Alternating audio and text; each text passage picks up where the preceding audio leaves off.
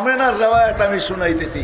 মার পেটে যখন আসছেন, আসতে দেরি আমেনার শরীর ফাইটা, আমেনার শরীর থেকে ফুটা সুঘ্রাণ মোহিত হইতে দেরি হয় নাই। চতুর্দিকে সুঘ্রাণ ছড়াইতে থাকতো। আমেনা কোনো দিকে যাইতে পারতো না, যেখানেই যেত ওইখানে তুফানের মতো সুঘ্রাণ ছড়াইতে থাকতো। আমেনা বিধবা ছিল, আরবের রীতি আর নীতি ছিল বিধবা মহিলা সুঘ্রাণ লাগাইতে পারবে না।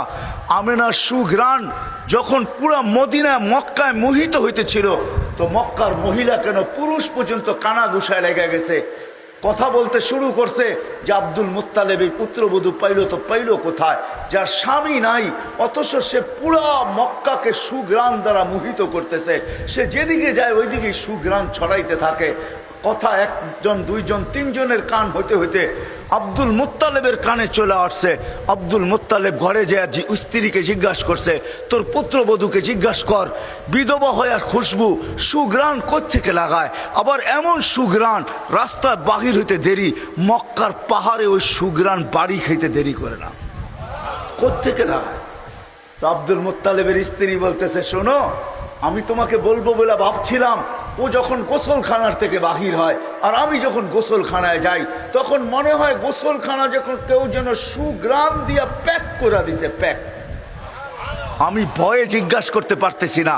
এই জন্য এক তো হলো দুঃখে মারা, স্বামী নাই, স্বামীটা দুনিয়ার থেকে চলে গেছে, অল্প কয়েকদিন হলো, পেটে হলো বাচ্চা, দুঃখী বিদায় আমি ওকে জিজ্ঞাসা করতে চাই না। তুমি যখন আজকে বললে চলো দুইজনেই মিলেই জিজ্ঞাসা করি, তো ডাইকা জিজ্ঞাসা করছে, বেটি আমাদের নাক কান কাটা গেল, তুই যেদিকে বাইরস ওদিকে সুঘ্রাণ ছড়াইতে থাকে। মা তুই তো বিধবা, তুই সুঘ্রাণ ব্যবহার করিস কেন?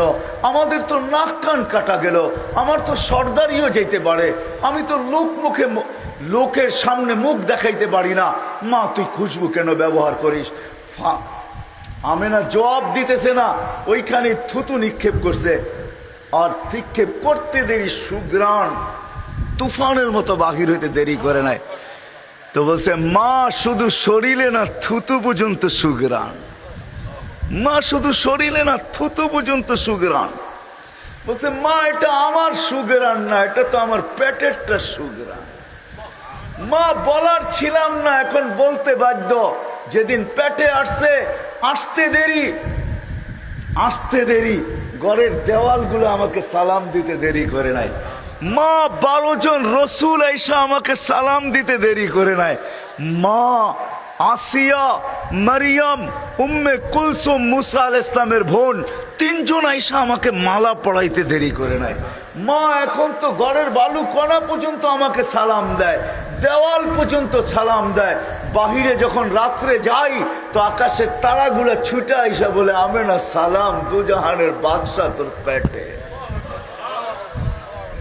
বলে, মা এইখানেই ক্ষান্ত না, আমি যখন বাহির হই তো রৌদ্র পড়ার আগে মেঘগুলা জানি কোত্থেকে ছুটে আসে, আমার উপরে ছায়া করতে থাকে, আর মেঘের ভিতর থেকে আওয়াজ আসতে থাকে, আমেনা সালাম সালাম সালাম সালাম। মা বালু উত্তপ্ত থাকে, আমি পা দিতে দেরি, ঠান্ডা হইতে দেরি হয় না। মা পাথর গরম হয়, উত্তপ্ত হয়, হায় হায় আরবের পাথর, বলে আমি পা দিতে দেরি, বরফের মতো ঠান্ডা হইতে দেরি হয় না।